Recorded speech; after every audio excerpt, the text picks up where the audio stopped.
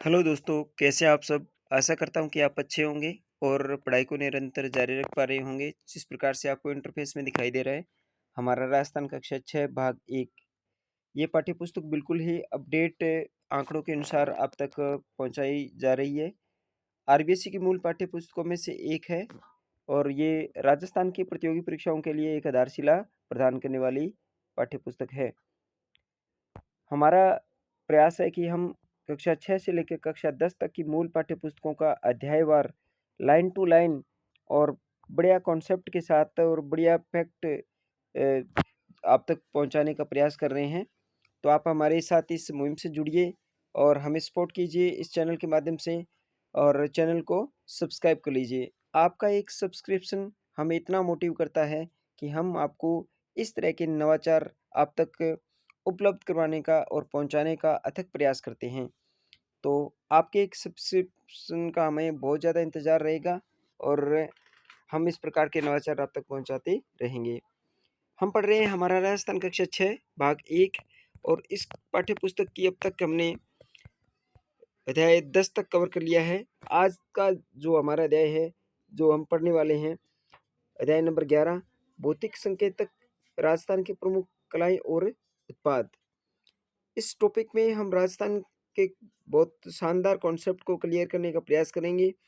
अगर आप राजस्थान की प्रतियोगी परीक्षाओं की तैयारी कर रहे हैं, तो ये पाठ्य पुस्तक आरबीएससी की जो भी पाठ्य पुस्तक है आपके लिए रामबाण साबित होने वाली है। क्योंकि आरपीएससी और कर्मचारी चयन बोर्ड का जो पैटर्न है, वो बिल्कुल ही अलग किस्म का हो चुका है और वो अब इन पाठ्य पुस्तकों के इस कॉन्सेप्ट को ही कैचअप कर रहा है।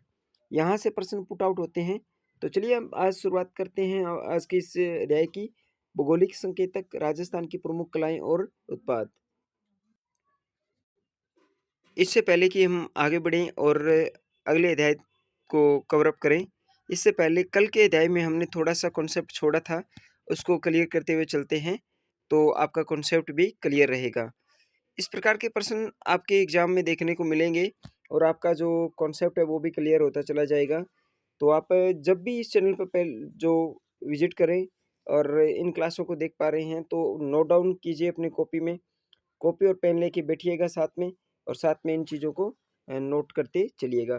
तो चलिए शुरुआत करते हैं, प्रमुख लोक देवताओं के बारे में पढ़ते हैं और संतों के बारे में पढ़ते हैं। सबसे पहले पढ़ते हैं गोगा जी। राजस्थान के 5 पीरों में प्रमुख है। देखिए राजस्थान में पंचपीर में कौन-कौन शामिल है? रामदेव जी, पाबू जी, मेहा जी, हड़बू जी, गोगा जी। ये 5 प्रश्न पूछा जाता है कि राजस्थान के 5 पीरों में कौन शामिल नहीं है? रामदेव, पाबू जी, मेहा जी, हड़बू जी और गोगा जी। गोगा जी चौहान शासक थे और गोरखनाथ से प्रभावित थे। भाद्रपद कृष्ण नवमी को गोगा नवमी के रूप में मनाया जाता है। इस दिन गोगा जी की पूजा अर्चना की जाती है। गोगामेडी हनुमानगढ़ में महीने भर तक चलने वाला मेला लगता है। अब बात करते हैं तेजा जी का। तेजा जी तेजा जी ने गोवर्धन की रक्षा के लिए अपने प्राणों की बाजी लगा दी थी। भाद्रपद शुक्ल दशमी को पर्वतसर में तेजा जी की स्मृति में विशाल पशु मेला आयोजित होता है। तेजा जी की गाथा और गीत बहुत प्रसिद्ध हैं। अब बात करते हैं पाबू जी की। पाबू जी राठौड़ को ऊंटों का देवता के रूप में पूजा जाता है।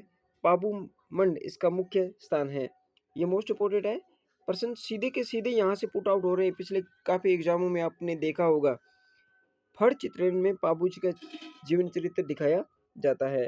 रामदेव जी रामदेव जी लोक देवताओं में सबसे प्रमुख और अवतारी पुरुष माने जाते हैं। सांप्रदायिक स्वार्थ के प्रेरक थे। मुस्लिम समाज भी इसको रामसा पीर के नाम से मानते हैं। रामदेवरा में भाद्रपद माह में विशाल मेला आयोजित होता है।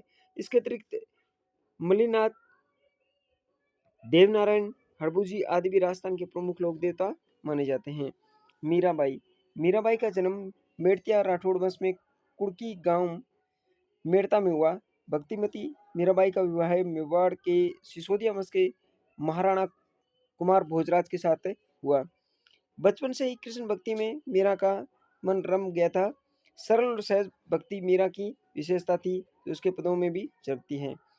इसके बीच में आपसे ये रिक्वेस्ट करूंगा कि अगर आप चैनल पर पहली बार विजिट कर रहे हैं तो पूरा चैनल को एनालिसिस कीजिए। यहाँ पे किसी प्रकार के बर्डन से आप बच सकते हैं, क्योंकि हम कॉन्सेप्ट टू कॉन्सेप्ट चीज़ें करवाने का प्रयास कर रहे हैं। आप जब भी प्रतियोगी परीक्षाओं की तैयारी करेंगे, तो आप इससे संबंधित एग्ज़ाम में प्रश्न देखने को आपको ज़रूर मिलेगा। तो आप इस चैनल पर पहली बार विज़िट कर रहे हैं, तो चैनल को ज़रूर सब्सक्राइब करके रखिएगा। चलिए आगे बढ़ते हैं। दादू दयाल। दादू ने कर्मकांड, जाति प्रथा, मूर्ति पूजा, रूढ़िवादिता आदि कुरीतियों का विरोध किया। 1585 में फतेहपुर सीकरी में उन्होंने अकबर से भेंट की थी। ये देखिए मोस्ट इम्पोर्टेंट प्रश्न है कि अकबर से भेंट करने वाले कौन से ऐसे संत थे। तो 1585 में फतेहपुर सीकरी में दादू दयाल जी ने अकबर से भेंट की थी और फिर राजस्थान में आकर भक्ति का प्रसार करते रहे। 1603 में नारायण गांव में उसकी देह त्याग दी। ये आंकड़े हैं ना, ये आंकड़े ये पुट आउट हो रहे हैं जो प्रतियोगी परीक्षाएं हैं उसमें, तो इसे ध्यान रखिएगा। और ये कौन सी भक्ति के कवि थे? ये निर्गुण भक्ति के संत थे। जाम्बोजी। जाम्बोजी महाराज विश्नोई संप्रदाय के प्रवर्तक थे। इसका जन्म विक्रम संवत 1508 में। जाम्बोजी का जन्म कब हुआ था? सीधा का सीधा प्रश्न पूछा जाएगा। 1508 में भाद्रपद कृष्ण अष्टमी 1451 को पीपासर नागौर नामक गांव में हुआ। जाम्बोजी के उपदेशों पर चलते हुए विश्नोई समाज निरंतर पर्यावरण की रक्षा व जीव हत्या के विरोध में प्रयासरत है, जो अनुकरणीय है। अब बात करते हैं जसनाथ जी के बारे में। जसनाथ जी संत जसनाथ जी का जन्म कतरेसर बीकानेर में हुआ। उन्होंने गोरखनाथ से प्रभावित होकर तपस्या और चमत्कारी योगी हो गए थे। सरदानाथ जी। राजस्थान के शेखावाड़ी क्षेत्र में संत सरदानाथ जी स्वयं शिक्षित न होते हुए भी जन जन में शिक्षा की अलग जगाई। उन्होंने अपरिग्रह, क्षमता और चरित्र निर्माण की शिक्षा प्रदान की। सीकर जिले के लक्ष्मणगढ़ में त्याग, तपस्या के प्रतीक एक आश्रम का निर्माण करवाया, जो सभी वर्गों के लिए पवित्र स्थल है। इसकी मान्यता है कि स्वच्छता में ईश्वर का निवास होता है, अतः आश्रम का आदर्श वाक्य बन गया है। प्रश्न पूछा जा सकता है कि सरदारनाथ जी के आश्रम का जो आदर्श वाक्य है वो क्या है? स्वच्छता में ही ईश्वर का निवास होता है। अब बात करते हैं राजस्थान की हस्तकला के बारे में। राजस्थान की हस्तकला, काष्ठ कला। काष्ठ कला राजस्थान की एक प्रसिद्ध हस्तकला है। इस कला में लकड़ी से विविध प्रकार की कलात्मक वस्तुएं बनाई जाती है। इस कला का प्रधान केंद्र बस्सी चित्तौड़गढ़ है।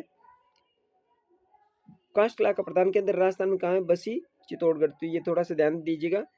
लकड़ी के बेमान, कावड़ और रंग छपाई के टप्पे यहाँ तैयार किए जाते हैं। लकड़ी से निर्मित खिलौनों और कठपुतलियों निर्माण के लिए उदयपुर प्रसिद्ध है। जेठाड़ा।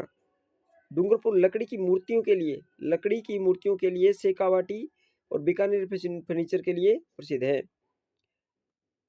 मूर्तिकला। राजस्थान अपने संगमरमर के लिए प्रसिद्ध रहा है। विभिन्न स्थानों पर अलग अलग प्रकार के पत्थर पाए जाते हैं। इसी कारण यहाँ पर मूर्तियां और पत्थरों पर बारीक नक्काशी का काम किया जाता है। टेराकोटा। टेराकोटा की बात करें, मिट्टी से मूर्तियां तथा विभिन्न सजावटी उपयोगी वस्तुएं तैयार कर पकाना टेराकोटा के नाम से जाना जाता है। नाथद्वारा के समीप मोलेला रास नामक स्थान से इसका काम हेतु प्रसिद्ध है। अलवर और बाड़मेर भी टेराकोटे के लिए वस्तुएं निर्मित की जाती हैं। ब्लू पोटरी। ब्लू पोटरी चीनी मिट्टी के सफेद बर्तनों पर नीले रंग का अंकन ब्लू पोटरी के नाम से जाना जाता है। इसके अतिरिक्त ब्लू पोटरी, सुनहरी पोटरी आदि प्रसिद्ध है। इसके अलावा डिजाइनर का प्लेट, अन्य बर्तन, खिलौने, सजावटी सामान जैसे फूलदान आदि बनाए जाते हैं। इसके बाद बात करें लाख का सामान। लाख का सामान में चपड़ी को पिघलाकर उसमें चौक, मिट्टी, बिरोजा आदि मिलाकर गूंदा जाता है। इसी से विभिन्न चीजें तैयार की जाती हैं। सजावट के लिए कांच और मोती लगाए जाते हैं। जयपुर, जोधपुर इसके आभूषणों के लिए प्रसिद्ध है। लाख का सामान सबसे ज्यादा जयपुर और जोधपुर में मिलता है। आप सोच रहे होंगे कि ये चीजें लाइन टू लाइन क्यों करवा रहे हैं? इसका जो आपको है सकारात्मक परिणाम मिलने वाला है।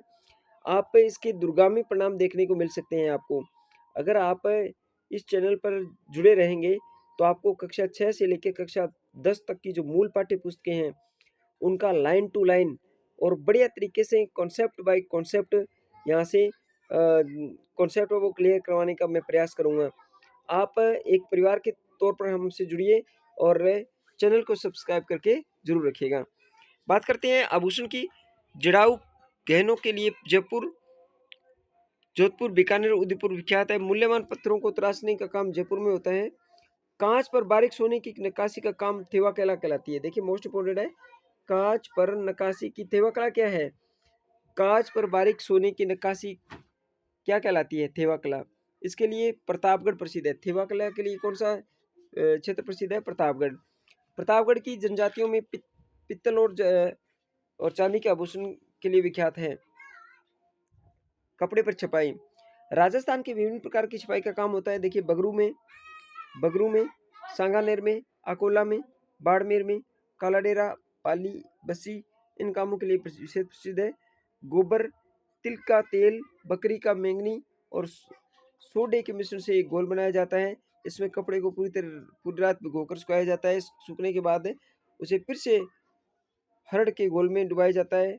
फिर लकड़ी के छापों ब्लॉक्स से इन पर छपाई की जाती है। छपाई के लिए पहले सीमित और प्राकृतिक रंगों का प्रयोग किया जाता है। इसे सिंथेटिक अप्राकृतिक रंग का भी उपयोग करते हैं।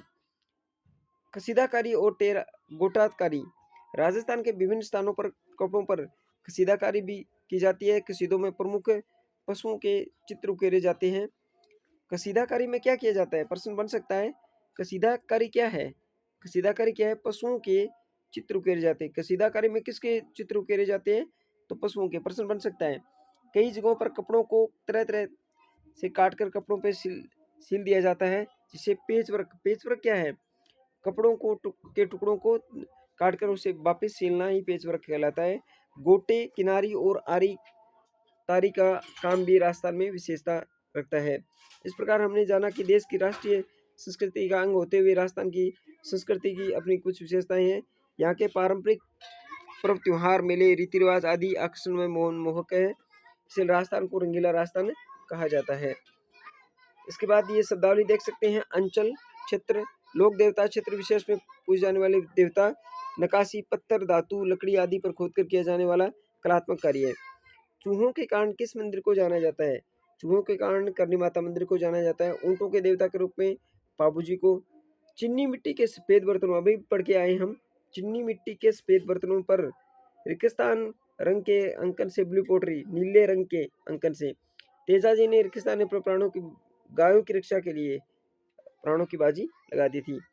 तो ये था आज का कॉन्सेप्ट। आशा करता हूँ कि वीडियो अच्छा लगा होगा और आपके इस आरबीएससी मूल पाठ्य पुस्तकों का कॉन्सेप्ट भी क्लियर हो रहा होगा। आप हमारे इस चैनल से जुड़े रहिए। आपको हम कक्षा 6 से लेकर कक्षा 10 तक की इसी प्रकार की क्लासें उपलब्ध कराने का अथक प्रयास कर रहे हैं। तो आप भी हमारी इस मुहिम से जुड़े रहिएगा। चैनल पर पहली बार विजिट करें तो चैनल को जरूर सब्सक्राइब करिएगा। आज की वीडियो में इतना ही। मिलते हैं नेक्स्ट कंटेंट में एक नए टॉपिक के साथ। तब तक के लिए धन्यवाद।